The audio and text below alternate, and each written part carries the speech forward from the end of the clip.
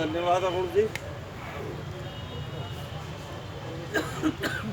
सबसे पहले तो मैं अपने दूर दराज से आए हुए दुकानदार साथियों का तहे दिल से स्वागत करूंगा और आज का कार्यक्रम सफल बनाने के लिए उन्हें बधाई और धन्यवाद भी दूंगा कि उन्होंने इतनी दूर आके अपना समय निकाला, कार्यक्रम को सफल बनाया और हमारी जो ताकत थी उसे 4 गुना कर दिया। तो आज जो आप लोगों के आने से हमारा जो उत्साह और सीना था वो अब 4 गुना चौड़ा हो गया और आप लोगों ने एक नई ताकत का एहसास कराया। और हमारे बुजुर्गों ने भी, अभी नरेश बिरतरे जी ने भी कहा और भी जो साथी हमारे आए हैं उनने भी संगठन पे जोर दिया। संगठन एक अंगूर के गुच्छे की तरह होता साथियों। जब तक गुच्छे में अंगूर लगा हुआ है वो सड़ नहीं सकता। ये एक प्रकृति का नियम है। गुच्छे के अंदर जब तक अंगूर लगा हुआ रहेगा तब तक वो अंगूर सड़ेगा नहीं।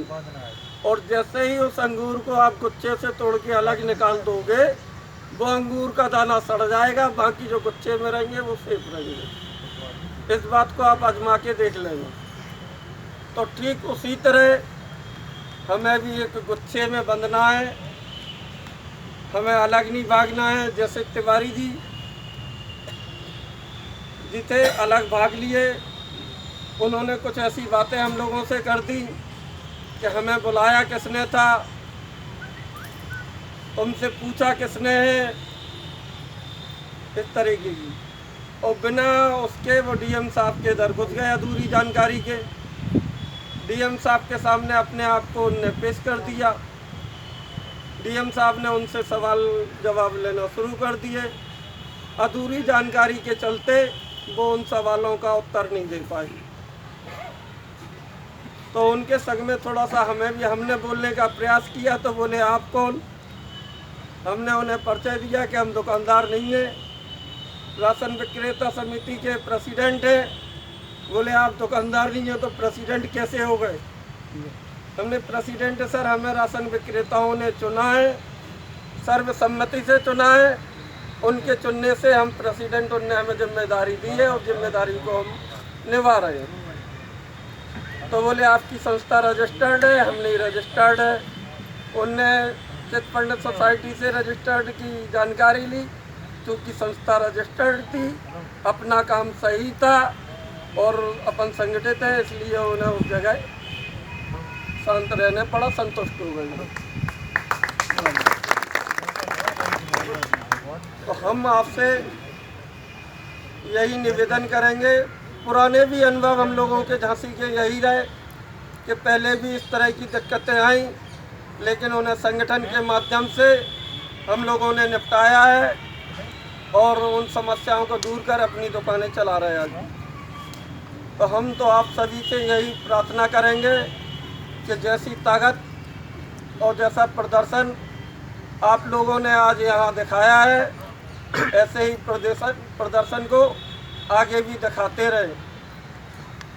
और रही निर्णय की बात, तो आप सबकी सहमति से ही कोई निर्णय लिया जाएगा।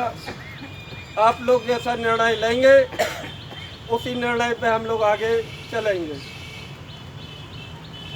तो आज जो परिस्थितियाँ बनी है, डीएम साहब ने जो हम लोगों ने 11 सूत्रीय मांग पत्र उन्हें भेंट किया, उनने आश्वासन दे दिया कि आपके इस मांग पत्र को हम आगे आपकी बात मुख्यमंत्री जी तक पहुंचा देंगे। तो आज तो आपकी बात जाएगी मुख्यमंत्री तक। अब उस पर क्या कार्रवाई होती है ये हम लोगों को देखना होगा, तो उसका 2-4 दिन के लिए इंतज़ार करना होगा।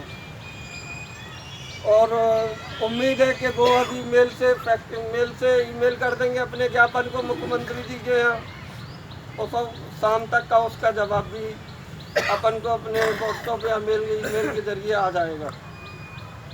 अगर शाम तक कोई संतुष्टिपूर्ण जवाब आता है तो ठीक है, नहीं तो ज्ञापन में हम लोगों ने अपनी स्पष्ट लिख भी दिया। आप सभी के जो मोबाइल से व्हाट्सएप चलाते हैं जितने दुकानदार, उन सारे दुकानदारों के व्हाट्सएप पे आज का 11 सूत्रीय मांग पत्र भेजा जा चुका है। तो उसमें बड़े स्पष्ट लिख दिया कि जब तक हम लोगों की मांग पे गंभीरता से विचार कर उन्हें पूरा नहीं किया जाएगा, लागू नहीं किया जाएगा, मानी नहीं जाएगी, तब तक हम लोग कार्य से विमुख रहेंगे, विमुक्त रहेंगे। तब तक हम लोग ना तो कोई राशन का उठान करेंगे, ना ही कोई वितरण करेंगे, ना ही राशन संबंधी अन्य कोई कार्य करेंगे। तो इस निर्णय में आप सभी की भागीदारी है कि नहीं है? हाथ उठा के